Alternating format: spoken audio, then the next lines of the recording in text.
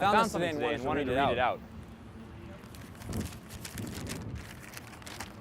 In a community where the art is not intended to be sold or reviewed, but to generate interactivity, its aesthetic merit seems somewhat beside the point. In one sense, the genre is not new at all, but harkens back to a time when there was no separation between art and life. I'm not trying to be a dick, but seriously, when was that? Never. But the rise of installation art is simultaneous with the rise of the theories that the subject is decentered, is the basic assumption today. Each person is intrinsically dislocated and divided, at odds with him or herself. Divided and dislocated, at odds with him or herself. One possible interpretation, many. One possible project, many. Multiple ideas, one event, multiple outcomes. Believe me, I joined the chant. Cut off the head and the body will die. I joined the chant. But it seems people miscalculate the application of art, with the belief that experience would do away with the barrier between art and life. With the belief that experience would do away with the barrier between art and life. Which doesn't mean it has to be polished. I, for one, want something that's considered. It seems people misunderstood. Which doesn't mean it has to be polished. The ability of people to appreciate rough or partial or draft materials product. The ability of people to appreciate rough or partial or draft materials product. The partiality of his art. Which seems why Robert Smithson is so important today. The partiality of his art.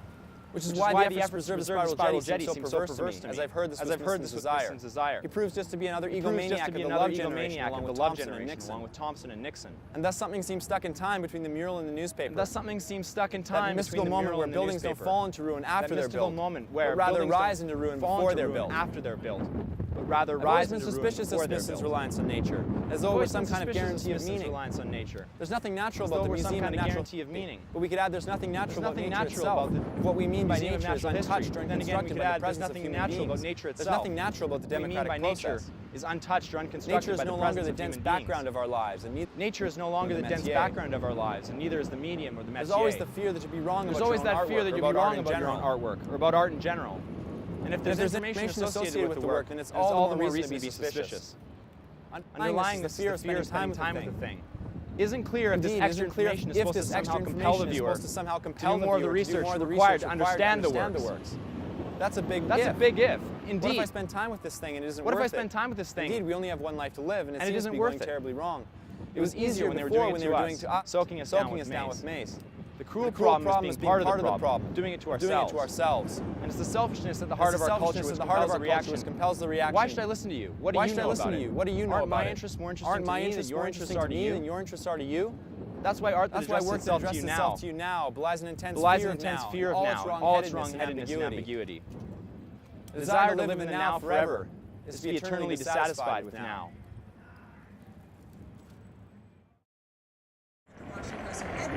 Says, despite all of Obama's gifts, he's not exactly the easiest guy in the world to identify with. What does that mean?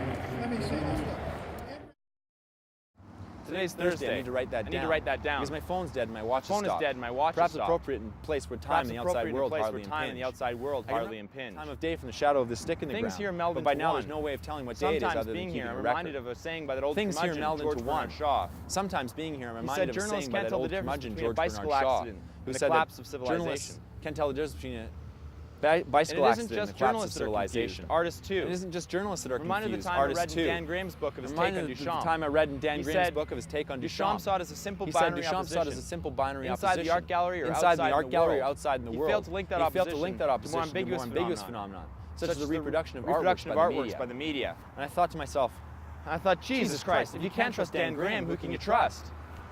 Art historians, I guess. I usually take whatever they say to be the word of law. If you don't, then I'm not going to get involved in their interdepartmental politics.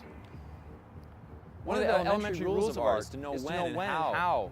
To know not when to notice that something happened did not happen, and vice versa. Isn't that why Duchamp's such a problematic figure? Did he not threaten to take the rhetoric of the New York Independent seriously? That is, he made a barbaric move.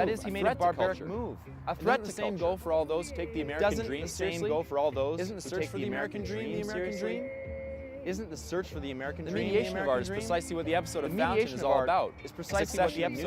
is all about. Fountain would have never been known about. It would have been left at the level of an inside joke. If it weren't for the fact that Alfred Stieglitz took a photograph of it. If it weren't for the fact that Alfred Stieglitz took a photograph of it. and is reproduced in This The is Blind Man one in early 20th 1917. century example of art journalism. This is one early 20th century example of art Baudelaire's journalism. original conception Baudelaire's of the original conception of the painter of modern life was that of a journalist, who wasn't Constantine precisely an artist, but rather a man who was of not the precisely world, an artist, but managed rather a in the man world of the of world, morals, of politics, managed in the and all world the of mysterious morals, and of lawful politics, reasons for all its and uses. all the unlawful and mysterious reasons Baudelaire for all saw its most uses. artists as little more than highly skilled Baudelaire animals, saw most artists village as little more intellects, or than filthy highly skilled swine. animals, village intellects. This is what was or given filthy before swine. Manet got a hold of it. Isn't this the difference not between two individuals, but between the same individual internally split between participant and observer? That gray zone of academic limbo between fiction and journalism. Because the artist must be a participant in the scene, not photographing a witness not event, photographing later a witness recreating event it for the camera. and later recreating it for the camera. Hunter S. Thompson developed from Hunter S. a Thompson journalist developed to an from a artist, journalist or to employee an to artist, speculative producer, or that what was employee to a historically speculative speaking, producer. that is, and dramatically. what was historically speaking follows for a the path second trodden time, once that is before. dramatically.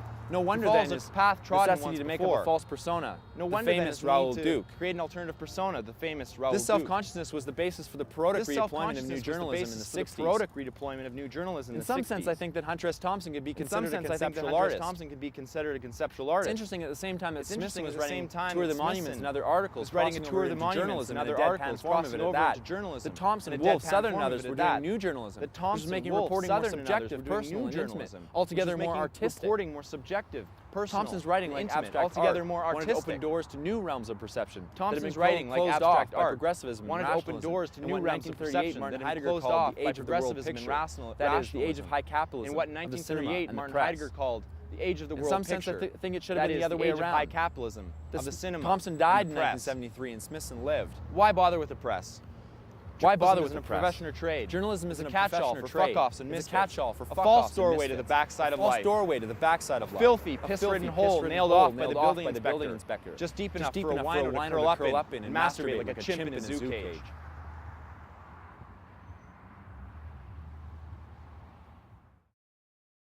I had some time to get out today and just discover things for myself. The sun focuses maddening rays on everything, including my skin tone. I don't want to get too dehydrated in water. I don't want to get too I was frustrated dehydrated. thinking back on my conversations. I thought I'd be better able to explain myself to these folks, but they looked at me as though I were weird so consistently. Maybe I'm wrong. Maybe I was wrong. People are getting tired of these straightforward ideas. A simple head nod and a blank stare, but nothing more. Something else must be used to convince them. Really Anything could be involved. They just need to integrate it somehow. But how can I defend myself? How could I defend myself? I care about things. I do care about I things. read about I read about things. People are trying to find the right focus on recent events. The theme is the American dream, and it's pretty serendipitous with the work of Hunter S. Thompson if you really think about it. No one ever got closer to what that really means. The death of the American dream is the death of democracy. The death of the belief that everyone can be equal. At least that's the way most Americans think about it. Obama's repeated his, "This is the only country in the world where my stories are impossible" line already about a million times.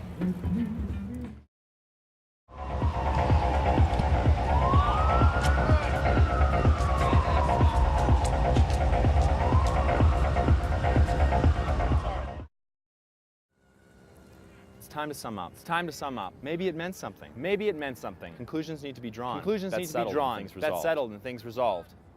All I can offer is a little advice. Waste no time with zealots, lemmings, and weak-minded followers. Demand a state of mind that respects the discipline of clear thinking, and the flexibility to change that thinking to the evidence dictate.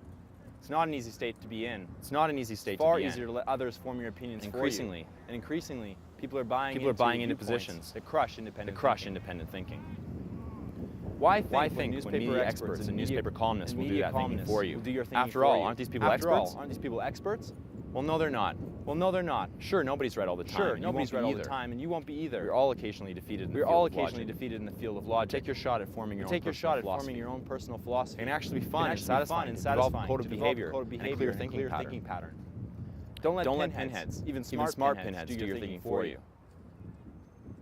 The biggest negative about establishing your own personal no-spin zone is that you may alienate some people that you don't want to alienate. But you're going to butt heads with people no matter how diplomatic you are. There's no magic potion. Avoid those people. Smile at them as you walk away. There are 6 billion people on the planet. You can afford to lose the hopeless and misguided. There's a myth that the decent thing has always prevailed in America. The decent thing has always prevailed when the issues are put clearly to the people. But I found in people an impatience that invites opportunists who promise too much and castigate too many. And I come back with questions. Can people be wise if they hear no wisdom? Can they be tolerant if they see no tolerance? Can they be Can they tolerant escape if they their see no isolation tolerance? if no one listens? Can they escape their isolation if no one I see a listens? certain appeal in shattering the myth. I see a certain And the appeal in belief that the shattering the text myth. doesn't constrain us And the all. belief that the text so that we're doesn't free constrain to us assert all. our own beliefs. So we're free to assert our unencumbered own by values, fidelity to stodgy unencumbered by the traditions of fidelity the to the past. stodgy traditions of the It's past. the freedom of the It's relativist the freedom and of the the rule relativist breaker. and the rule breaker.